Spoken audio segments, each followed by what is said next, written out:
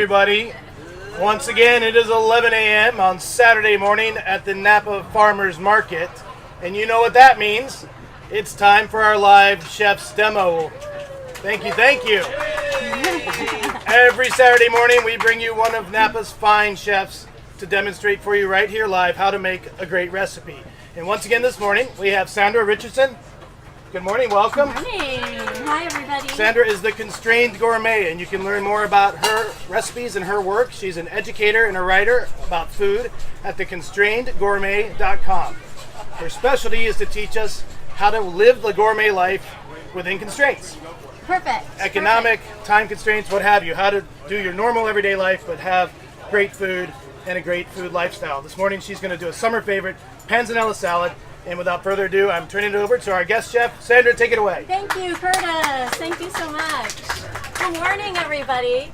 You know, one of the constraints that we have with these chef's demos, the market wants us to use ingredients from the vendors and the farmers. And so this is a great recipe that utilizes the best when tomatoes and cucumbers and basil are all in season.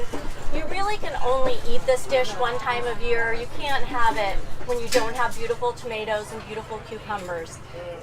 So I hope you're gonna like it. Has anybody ever had panzanella before?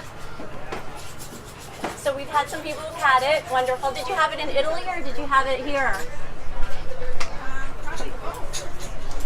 So you know they're really different, right? Because this is a Tuscan dish, and in Italy the bread is unsalted in Tuscany. And there's a couple different reasons for that.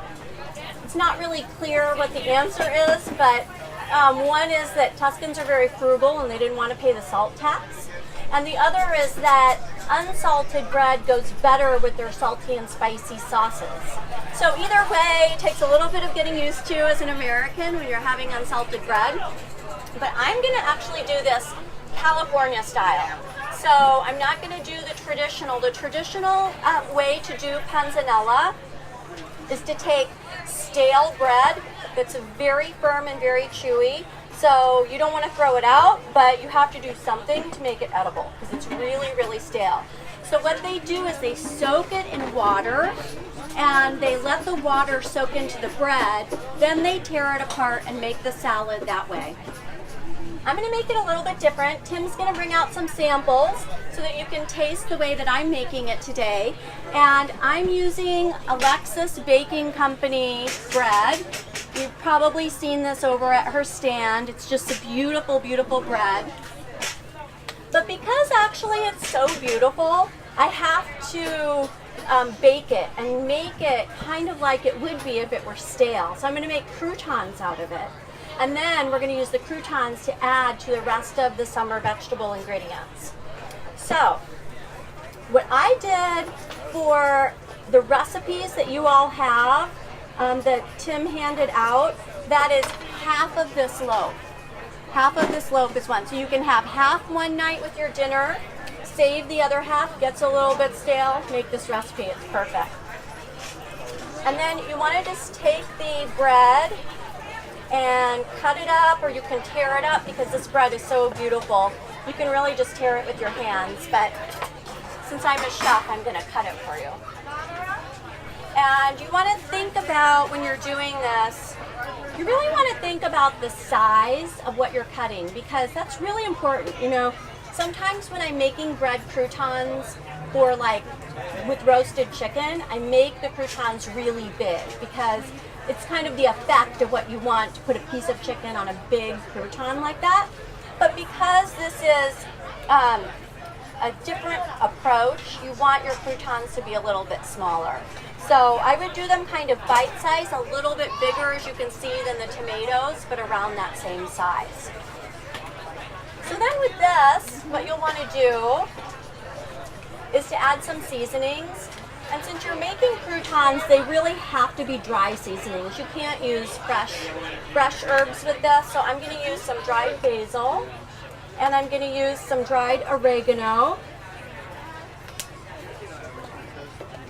some thyme, and again, you know, you can put different dried herbs in that you like. Sometimes I put onion powder or garlic powder.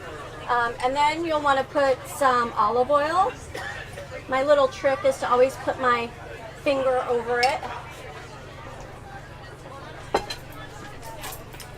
And then just toss it up. And I would do this on a really low temperature, about 325 in the oven. And the thing that's really, you've got to be careful with croutons. Has anybody ever burned croutons before? So you know. So it's really hard sometimes because if you I always suggest when something's baking, get a glass of wine, start to relax while your bread is in there. But you have to pay attention with croutons because they will go from not done to burned just like that. So about 10 minutes, but depending on your oven, it could be more, it could be a little bit less, so just be really careful with it. And when they come out, they should look like this. So just a little bit of yellow, light brown. You don't want them, too dark for this recipe. Any questions about the bread? All right, so next part is to make your salad. And another thing that's great about this for entertaining, if you're making this for, you're having some people over for dinner, you can actually let this sit for about 10 to even 15 minutes all together and put together so that you're not rushing. You know how sometimes you're trying to plate really fast and get everything out to the table, but with this, it actually benefits from kind of marinating all together for a little bit of time. The samples that you're having sat for about 15 minutes, so you can see that really lets the bread kind of soak into the tomato juice, and it really gives it that more traditional, if you've got the hard crouton and it sits in the juice a little bit, it gets a little bit more of the traditional feel. So with the salad, heirloom tomatoes or any tomatoes that you have, cucumber, onion, basil, and your croutons. And there's a lot of ways you can vary this recipe. If you are in Florence, you're only going to get it the traditional way. They're not going to serve you anything different than the very traditional way that they do it, with just the bread soaked in water with cucumbers and onions and tomatoes and basil. But it really lends itself to having other ingredients in with it. So you could put capers, you could put olives, you could put mozzarella, different cheeses, anchovies. Any kind of ingredient like that you want to supplement it, you can certainly do that and it'll be really delicious. Because we're in California, we're not in Florence, so we can do what we want. And then you just put it all together. With the basil, just tear it. That's the best way to do it. Yes, sir. Can you use crumbled blue cheese? Yeah, that'd be delicious. Gorgonzola, perhaps, too. I had, when I posted this online, I had someone in England who said, I put feta in it. He really liked that, and I think that would be delicious, too. So you just put all of your, and I don't know if any of you were here when I did breakfast tacos a couple weeks ago, but I put pico de gallo on the top, and I suggested to you that you drain the tomatoes and not let the tomato juice get onto your taco. But in this case, you don't need to drain your tomatoes because you want the tomato juice to be part of the salad and to permeate the croutons as well. So put everything together, and then in your recipe, I've given you how much olive oil and how much vinegar to use for that size, for half of that size, but I'm using a lot less, so I don't need to put that much. And for this, I really like a white balsamic vinegar. That's what you have in the samples, but you can use other vinegars too. And then salt and pepper.